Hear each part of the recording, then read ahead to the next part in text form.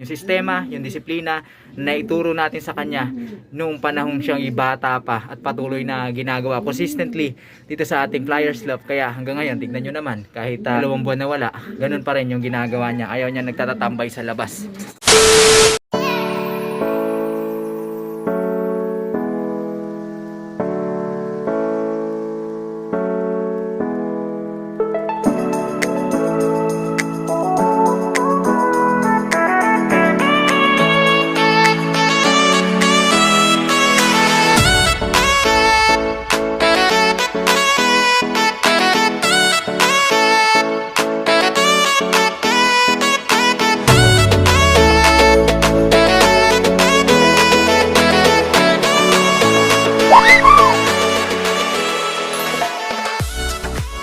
Good morning sa inyo mga kalapatids. Maligayang pagbabalik dito sa ating munting tambayan, Chocobolof TV. Marami tayong ginawa sa mga nakaraan. Nagtambakan din yung ating mga trabahong kailangan tapusin.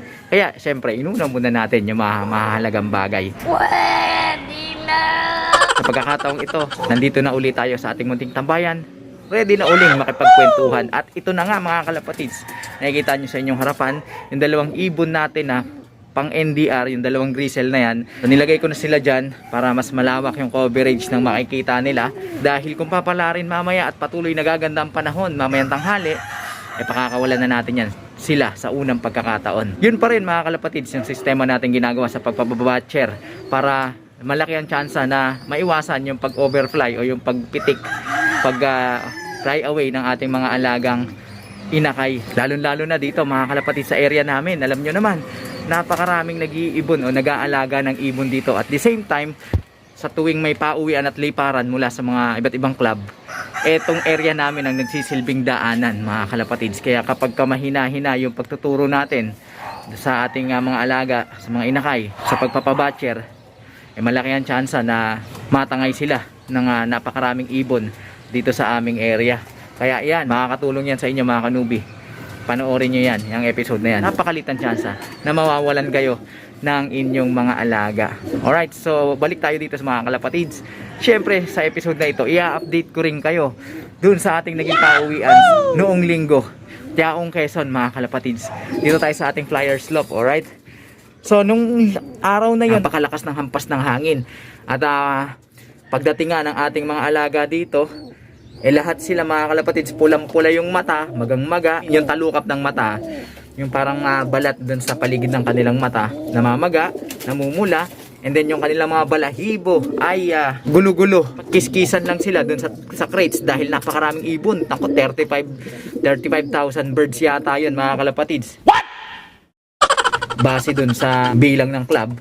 Maaari din naman na headwind yung ating mga ibon kasi napakabagal ng facing nila. Maging yung mga ibon ng mga tropa, yung mga kaibigan natin nakakausap, yung clocking nila, yung pauwian nila ay hindi ganun kabibilis. Malaki yung tsansa na headwind nga yung ating mga alaga nung pagkakataon na yun kasi talagang pagdating nila, bukod sa late na silang umuwi, mukhang nahirapan yung ating mga alaga. At ang nauna nun mga kalapatids ay walang iba kundi eto, may dumating.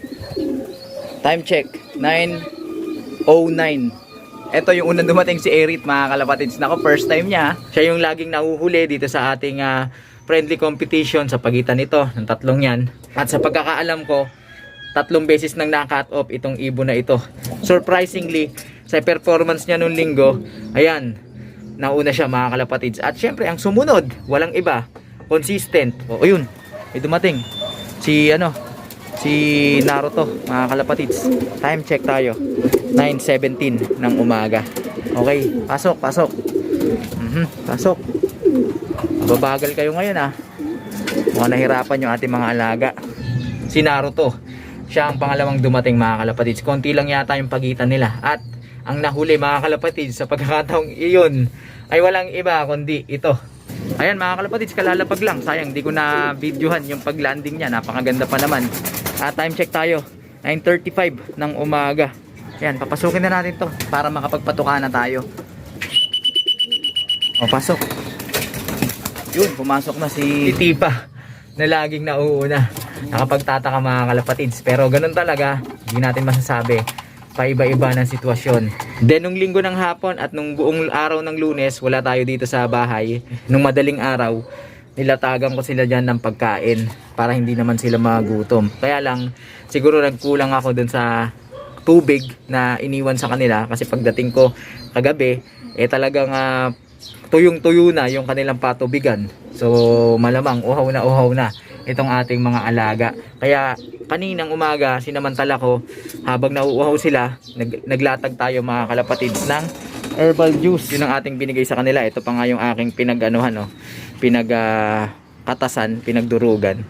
So herbal juice yung tinira ng mga yan. Yan na rin ang magiging mini cleansing nila para sa linggong ito. Okay? So ilang araw na rin silang hindi nakakawala dito sa ating Flyers Slope simula nung pauwi anong tiyaong. 2 araw na rin sila nakabartulina. Kaya ngayong umaga subukan natin silang bigyan ng warm up at stretching, dahil mamaya sampahan na naman, hindi pa rin na naman yung ating mga alaga, yung gawing Quezon. Siyempre mas malayo na yan sa pagkakataong ito. So kailangan natin silang bigyan ng warm up dahil matagal-tagal na rin silang nakatenga dito sa ating Flyers Slope. Kaya parondahin na natin sila mga kalapatids, at sa pagkakataong ito mag-open loop lang tayo para nang sa ganun ay magawa nila yung mga gusto nilang gawin dito sa paligid ng ating loop. At syempre, sasamantalayin natin pagkakataon, maglilinis tayo. Ayan, ilang araw din tayo hindi nakapagtanggal ng kanilang dumi. At the same time, maglalagay tayo dito mga kalapatids ng paliguan nila para mag-bath sila o maligo sila at gumanda-ganda yung kanilang kondisyon. Magandang pagkakataon din yan mga kalapatids, dahil nandito yung ating mga alaga, so makikita nila kung paano ginagawa ng ating mga ibon kapag kapapasok at lalabas dito sa ating Flyers Slope. Kaya magkakaroon sila ng idea kung ano ang kanilang gagawin. Okay?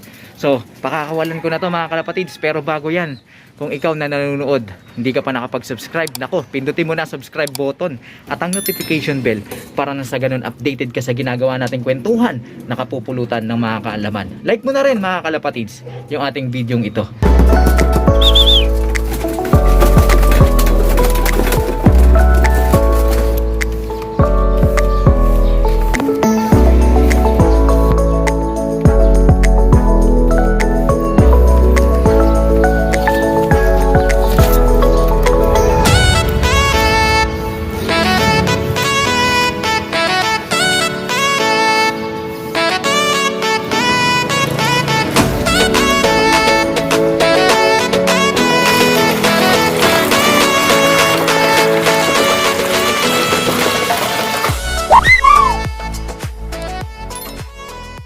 Okay mga kalapatids, nakalinis na ako, nakapagwalis-walis sa paligid ng ating kulungan.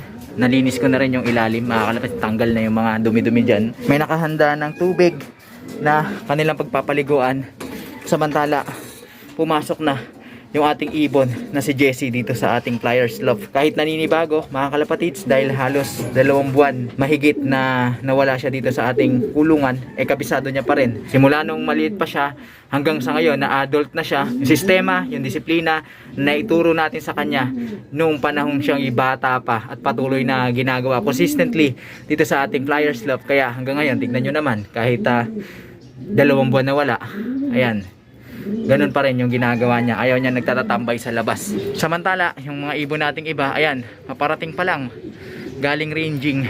Mamaya papasok yan dito, iinom yan ng tubig. Dito na natin sila siguro paliliguin mga kalapatids sa ating Flyers Slope, para nang sa ganon ay matanggal-tanggal din yung mga alikabok na naiwan dito. Tapos pagka okay na sila mga kalapatids, nandito na sila sa may kulungan, saka naman natin pakakawalan itong 2 ibon natin. Ayan na yung ating mga ibon. Mukhang naghahanap ng pares mga kalapatids, dahil nagsiselo siya dun sa pares niya dati na naiwan, may pares ng iba. Yan talaga buhay Jessie, pero darating din ang panahon makakakita ka rin ng magmamahal sa'yo. Alright mga kalapatids, so yan muna ang update dito sa ating munting tambayan. Ayan, nakita nyo, dyan na natin sila paliliguin para kahit papaano ay makontrol na natin sila, dahil naisip ko na kailangan pakawalan na natin itong ating 2 ibon na ito sa lalong madaling panahon, dahil gumugulang na sila. So mamaya tanghali, hopefully pagka pumasok na yung ating mga alaga dito sa ating kulungan, ay pakakawalan na natin itong ating 2 tinuturuan. So yan muna update mga kalapatids dito sa ating munting tambayan. Patuloy lang kayo tumutok para sa mga susunod pa nating kwentuhan na kapupulutan ng mga kaalaman.